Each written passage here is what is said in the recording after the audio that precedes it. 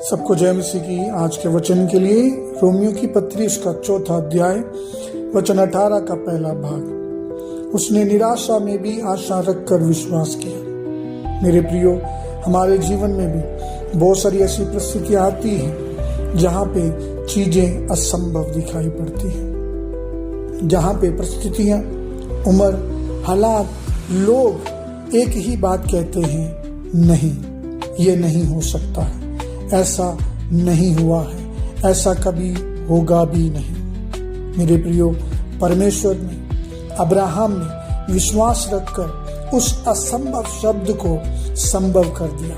उसने अपनी बुरी परिस्थितियों में भी परमेश्वर की महिमा की। उसने परमेश्वर के ऊपर अटल और स्थिर विश्वास रखा।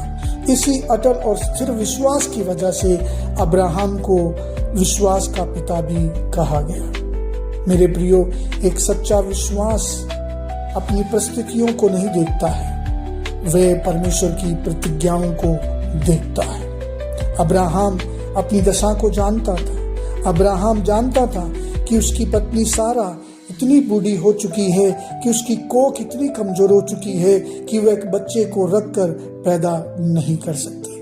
लेकिन परमेश्वर के वचन में पढ़ते हैं, उसकी उस दशा ने भी उसको निराश नहीं होने दिया। उसने अपना ध्यान अपनी परिस्थितियों के ऊपर नहीं, परमेश्वर की उस प्रतिज्ञा के ऊपर रखा जिसमें उसने कहा था कि वह उसको पुत्र देगा। मेरे प्रियो, एक सच्चा विश्वास अपनी परिस्थितियों के ऊपर ध्यान नहीं देता, बल्कि परमेश्वर की प्रतिज्ञाओं के ऊपर ध्यान देता है।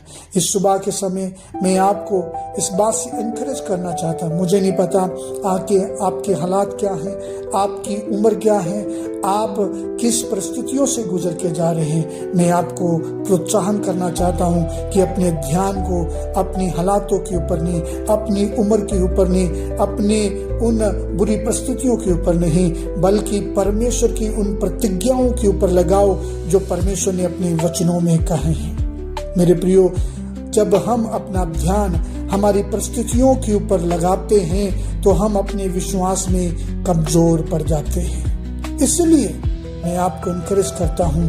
2 कुरिन्थियों 5 अध्याय में हम पढ़ते हैं, वहां पे इस प्रकार लिखा है कि हम देखी हुई वस्तुओं को देख के नहीं चलते, बल्कि विश्वास से चलते हैं। मेरे प्रियो, एक सच्चा विश्वास अपनी परिस्थितियों के ऊपर ध्यान नहीं देता, वो केवल परमेश्वर की प्रतिज्ञाओं के ऊपर ध्यान देता है। हमारा परमेश्वर सच्चा है, वो कोई मनुष्य नहीं